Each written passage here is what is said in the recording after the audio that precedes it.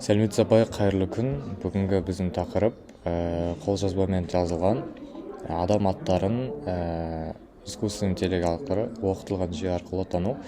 Жалпы бізге берілген erkegul.rar файлын ашып, соның ішінде 50-ден астам қолдан жазылған адам аттарының суреті берілген.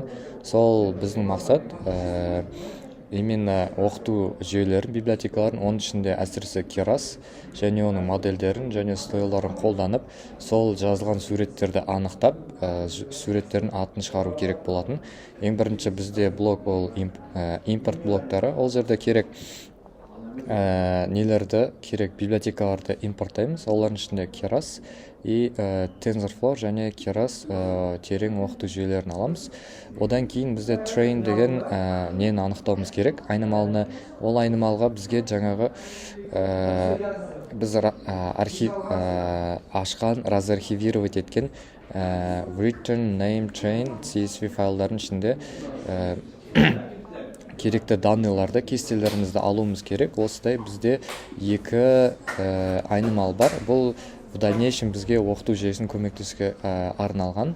Одан кейін бізде identity деген несі бар. Ол және суреттерді анықтауға көмектесетін арнайы кілттік сөзіміз болып табылады. Келесі бізде арнайы препроцесс деген функциямыз бар. Сол функциямыз бізге суреттердің размерін, яғни h биіктігін, W оның енін беріп, суреттерді 64 және 256 пиксельдері барлығын бірдей форматтаймыз. Кейін rotate функциясы методы арқылы әрбір суретті 90 градусқа бұруымыз қажет. Кейін бізде for циклы бар. Цикл арқылы біз алғашқы 6 суреттің ішінде жазба бар ма, жоқ па, соны тексеруіміз қажет.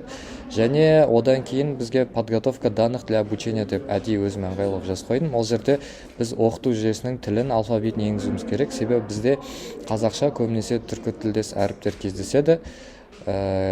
Кейін барлық функциялар сол суреттермен жұмыс істеуге арналған. Себебі бізде суреттер өте көп, 50-ден астам. Сол үшін бізге арнайы функциялар керек. Функциялардың ішінде циклдар арқылы әрбір суретке жеке-жеке дара кіріп шығамыз. Одан кейін chain x, chain y, wallet x, wallet y айнымалылары. Ол жаңа chain дегеніміз үйретілген нейрондық желінің айнымалысы болып табылады. Сол жерде керекті данныйларды алуымыз қажет. Одан кейін мына жерде inner айнымалысы арқылы біз біздің нейрондық желімізді құрастыру процесі жүреді. Ол жерде атап айтсақ, maxplot, maxpooling 2D, одан кейін convolution 2D методтар қолданылады. Оларға келіп тоқтайтын болсақ, convolution дегеніміз ол конволюциялық қабат. Бұл қабат кескіннен маңызды ерекшеліктерді анықтау үшін қолданылады. Ал maxpooling 2D келетін болсақ, ол максималды бассейнді қабаты. Бұл қабат кескіннің өлшемін кішірейту үшін қолданылады. Мысалы, осы жердегі кодқа келетін болсақ, мен осы жердегі именно мен выделять етіп тұрған кодқа келетін болсақ, бұл кескінді 2:2 өлшемдегі аймақтар бойынша максималды мән алып, өлшемін 2 есе азайтады. Одан кейін бізде бар reshape методы. Reshape методы қалпына келтіру қабаты болып саналады. Бұл қабат деректердің өлшемін өзгерту үшін қолданылады. Одан кейін бізде RNN жүйесі қолданған. RNN жүйесі ол бізге берілген ақпаратты, яғни суреттерді распознавать етіп, оны текст жүзінде шығаруға арналған. Жаңадан бері бізде 300 процесс жүріп отқан, бірақ сізді барлығын көрсеткім келмеді. Уақытын бірден нәтижесіне көшетін болсақ, менде кодым әлі запускация етіліп тұр.